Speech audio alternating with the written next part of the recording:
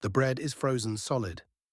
Christmas morning, 1942, and the men of the German Sixth Army huddle in the ruins of Stalingrad, gnawing at ration biscuits hard as stone.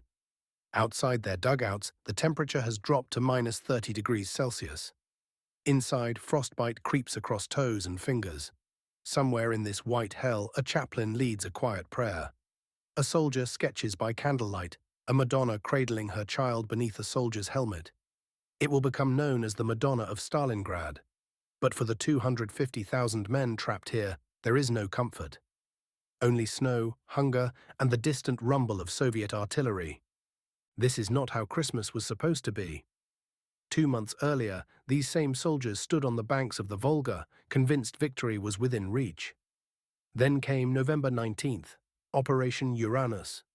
Soviet forces punched through the weak Romanian flanks north and south of Stalingrad, encircling the entire Sixth Army in a steel trap called the Kessel, the cauldron.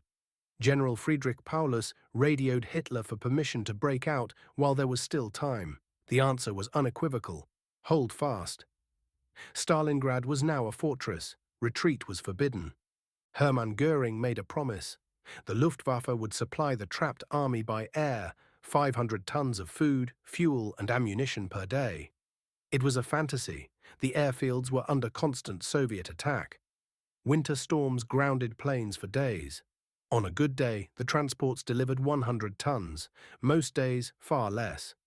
The soldiers received 100 grams of bread per day, less than a slice. Horses were slaughtered and devoured. Then the soldiers ate the horses' hides, boiled into bitter jelly. Then they stopped eating altogether. By Christmas, the reality was undeniable. The airlift had failed. The men knew it in their bones, hollowed by starvation. They knew it when Soviet loudspeakers crackled to life across the frozen ruins, playing tango music and a woman's voice in perfect German. Every 7 seconds, a German soldier dies in Russia. Stalingrad is a mass grave. A metronome ticked between her words, tick, tick, tick. Psychological warfare designed to shatter morale. It worked. The soldiers clung to one final hope. Field Marshal Erich von Manstein was coming.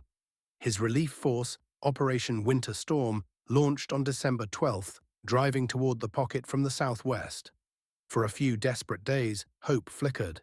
The panzers pushed within 48 kilometers of the Kessel perimeter. So close. Paulus could hear the guns, but Hitler's order remained absolute.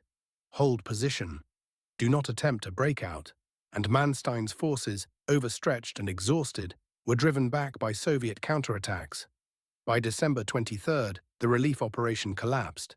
The trap was sealed. Christmas night, the men sang Silent Night in frozen bunkers. Some wept, others stared blankly into the darkness, beyond tears. Letters written home spoke of resignation. Do not worry about me. I am at peace.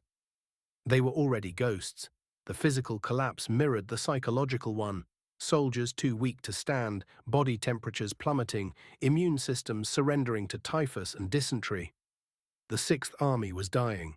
The end came slowly. In early January, the Soviets offered surrender terms. Paulus refused. Hitler promoted him to field marshal, a cynical gesture since no German field marshal had ever surrendered. The implication was clear. On January 31st, 1943, Paulus disobeyed history and raised the white flag. The northern pocket held out 2 more days.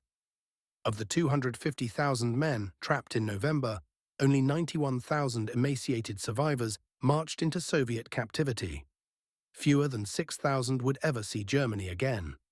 The Christmas of 1942 marked the true death of the Sixth Army, not the surrender, but the moment they understood no salvation was coming. The moment Silent Night became a requiem. Today the snow still falls over Stalingrad, now Volgograd.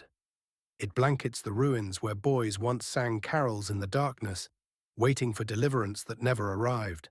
The last Christmas of the Sixth Army was spent in hell, and when spring came, only silence remained.